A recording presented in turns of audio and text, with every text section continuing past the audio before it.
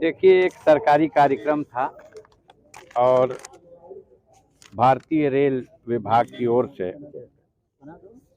हमारे प्रदेश में 41,000 करोड़ की ये जो अमृत स्टेशनों की योजना के अंतर्गत स्टेशनों का सुंदरीकरण किया जा रहा है या कहीं कहीं संपार, अंडरपास या ओवर ब्रिज की स्थापना हो रही है। इसमें भारतीय रेल ने 41,000 करोड़ रुपए के प्रस्ताव को स्वीकृति दी है। अब 41,000 करोड़ रुपए में गाजीपुर के खाते में भी कुछ है। हम लोगों ने प्रस्तावित किए थे कुछ कार्य योजनाओं को अपने क्षेत्र में। तो 5, एक औड़िहार में, एक खालिसपुर में, एक थानी 10 में, एक औड़िहार में ढाला और एक जलालाबाद जखनिया में। मात्र अफसोस के साथ कहना पड़ा, मात्र 16 करोड़ और 50 लाख, 16.5 करोड़ का हिस्सा 41,000 करोड़ में, 41,000 करोड़ में मात्र 16.5 करोड़ का हिस्सा माननीय यशस्वी प्रधानमंत्री जी की कृपा से रेल विभाग ने गाजीपुर के खाते में दिया है। अब वो क्या % है उस पर मैं नहीं जाना चाहता।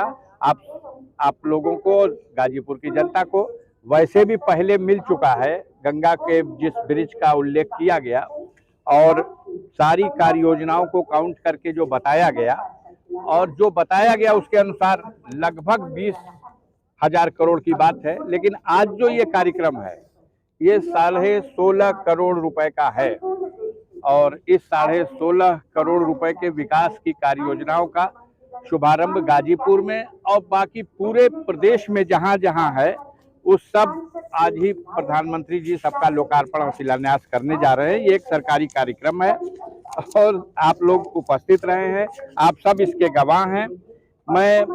मुझे जो लिटरेचर इन लोगों ने दिया उसके हिसाब से 5,811 रेल परियोजनाएं आज लोकार्पण हो रही हैं। लेकिन गाजीपुर में जो प्रस्तावित की गई थी, जो आवश्यकताएं थी मूलभूत सुविधाओं की, उसका एक बहुत ही छोटा सा अंश, मात्र 16.5 करोड़ PMGSY की एक सड़क पर मैंने इतना दिला दिया है। और ये पूरे गाजीपुर जनपद के रेलवे की ओर से गाजीपुर का तोहफा है। इसको जोड़िए, घटाइएगा। बहुत बहुत धन्यवाद। हाँ, मैंने कहा कि आप सोचिए 41,000 करोड़ में 41,000 करोड़ और उसके सापेक्ष 16.5 करोड़, आपका हिस्सा 16.5 करोड़ का है। विनय भाई को बता दीजिएगा जरूर, विनू सिंह जी को। लेकिन मौका नहीं, वो बोलने का मतलब होता ये सारी चीजें सामने आ जाती। हम बोलते तो हम माननीय ओम प्रकाश जी ने उत्तर प्रदेश की विधानसभा में बताया था कि एक बार एक राजा ने कहा कि भाई कुछ करो, बीरबल कुछ करो। उन्होंने कहा क्या करें? उन्होंने कहा कि स्वर्ग के लिए सीढ़ी बनाओ। उसने कहा सरकार ठीक है, बन जाएगी। अगर नहीं बनी, नहीं काम लगा तो फांसी चढ़ा देंगे। तो उसने कुछ सुग्गे पाल लिए, तोता, और उनको सिखा दिया चलो गर्रा, चलो माटी, चलो लेबर, चलो इंजीनियर। तो जब अकबर बाहर निकलते थे महल से तो वो तोता बोलने लगते थे उड़ के, चलो गर्रा, चलो माटी, और चलो लेबर और चलो इंजीनियर। वही बात है धरातल पर क्या स्थिति है। क्या कहना चाहेंगे? देखिए, अमृतकाल का ये कार्यक्रम 41,000 करोड़ की परियोजना आज धरातल पर उतारा है माननीय प्रधानमंत्री जी ने। मैं समझता हूं कि ये विकसित भारत का उसकी एक छोटी सी झलक है और इसमें भी गाजीपुर तकरीबन 20 करोड़ की परियोजना आज उद्घाटित हो रही है और 16 करोड़ से भी ज़्यादा की परियोजना का आज शिलान्यास भी हुआ है। हम सब लोग आनंदित हैं। आज पूरा देश नए भारत के नए रेल का दर्शन कर रहा है। अमृत स्टेशन निश्चित तौर पर हमारी परंपराओं, हमारी संस्कृतियों की भी झलक प्रस्तुत कर रहा है।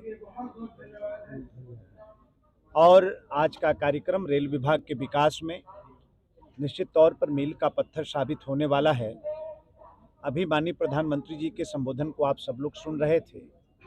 मात्र 10 बरस पहले रेलवे का पूरा बजट 35,000 करोड़ हुआ करता था, लेकिन ये माननीय प्रधानमंत्री जी की सरकार का सामर्थ्य है और उनकी सरकार के सामर्थ्य का परिणाम ही है कि आज रेल विभाग का बजट 2.5 लाख करोड़ है।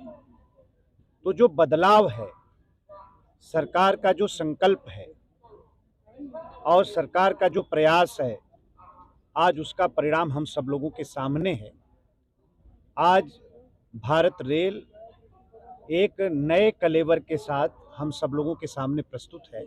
हम लोग उसका आज अभिनंदन करते हैं और माननीय प्रधानमंत्री जी का आभार प्रकट करते हैं, उनको धन्यवाद भी देते हैं। मंत्री जी आज गाजीपुर सांसद मंच में मौजूद थे। उन्होंने कहा कि 41,000 करोड़ के सापेक्ष गाजीपुर को 16 करोड़ ठीक नहीं है। अब लोग अपने अपने नजरिया से चीजों को देखते हैं। शायद उन्हें ये पता न हो कि पूरे देश के अंदर, और इसका मुझे गर्व है कि पूरे पूर्वांचल में सबसे ज़्यादा देश के अंदर जो 41,000 करोड़ की परियोजना आज उद्घाटित हो रही है, उसमें सबसे ज़्यादा उत्तर प्रदेश को मिला है और उत्तर प्रदेश में भी सबसे ज़्यादा पूर्वांचल को मिला है। तो ये पूरे देश के स्तर का कार्यक्रम था, सिर्फ एक जनपद का नहीं था।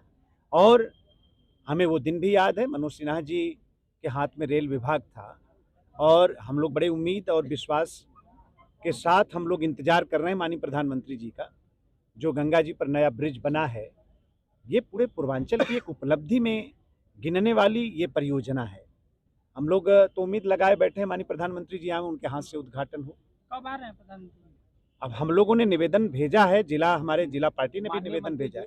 एक साल फिर सांसद जी प्रत्याशी बन चुके हैं गाजीपुर से, सपा से। वो दावा कर रहे हैं कि इतना 9,000 करोड़ लगा रहे, लेकिन दूना वोट से फिर हरा हूँ। और ये भी कह रहे हैं कि 16,000 करोड़ से ज्यादा तो हमने पीएमजीएसवाई की सड़क बनवा दी। जी देखिए, ऐसा है कि एक तरफ कह रहे हैं कि पीएमजीएसवाई की सड़क हमने बनवा दिया, तो उसका बजट अपने घर से ले आए कि प्रधानमंत्री जी ने दिया। ये कह रहे हैं कि दूने वोट और से हटाई। ऐसे बड़बोलापन का जवाब जनता देती है और बार बार बिलारी के किस्मत से शिखर नहीं टूटा करता है।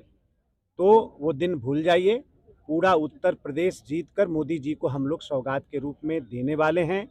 भारतीय जनता पार्टी और उत्तर प्रदेश की सरकार, पार्टी का एक एक कार्यकर्ता, हम सब लोग संकल्पित हैं कि इस बार पूरा उत्तर प्रदेश जीतकर हम लोग मोदी जी को देने वाले हैं। सपा ने उनको उम्मीदवार बना दिया। वो कह रहे हैं कि भारतीय जनता पार्टी कार्यालय का उद्घाटन कर दी, लेकिन अब तक प्रत्याशी नहीं देखा। नहीं, इससे उनको क्या लेना देना है, वो अपना काम करें। और समाजवादी पार्टी के विचारों, है ना, समाजवादी पार्टी के विचारों को आप देख रहे हैं, कैसे लोग उनके उम्मीदवार हो सकते हैं, ये भी आप देख रहे हैं। तो ये जनता बहुत अच्छी तरीके से देख रही है। उनका एक कहना है कि हमारे सामने गिनती में मनोज सिन्हा जो नहीं बैठ सकते हैं। अब देखिए क्या है कि आसमान की तरफ देख के थूकने वालों का बड़ा हश्र बुरा होता है, तो वही हश्र होगा। बस थोड़ा दिन इंतजार कर लीजिए। कल जो है अफजल अंसारी ने ये कहा है कि भाजपा और मोदी को श्री राम नहीं बल्कि वो रावण और मारीच के रूप में है। आप क्या कहेंगे? रावण कौन है, ये पूर्वांचल में किसी से छुपा है क्या? जिन लोगों को माननीय न्यायालय ने पाबंद करके रखा हो, जो लोग न्यायालय की कृपा पर जनता के बीच में हैं, वो लोग अगर इस तरह की टिप्पणी करते हैं तो इससे बड़ा दुर्भाग्य क्या हो सकता है। और मैं प्रेस के भी साथियों से कहना चाहूँगा कि ऐसे लोगों की बातों को बहुत गंभीरता से नहीं लेना चाहिए। इस तरह के लोगों की विचार और बात जब जनता के बीच में जाती है तो कहीं ना कहीं समाज खराब होता है। अब ये पुराना भारत नहीं है, ये मोदी जी का भारत है, ये न्यू इंडिया है, नया भारत है और नया भारत का नया उत्तर प्रदेश है। आज विकास की नई गाथा लिखी जा रही है उत्तर प्रदेश की धरती पर। आप उसको देखिए, उत्तर प्रदेश की जनता स्वीकार कर रही है। बहुत बहुत धन्यवाद।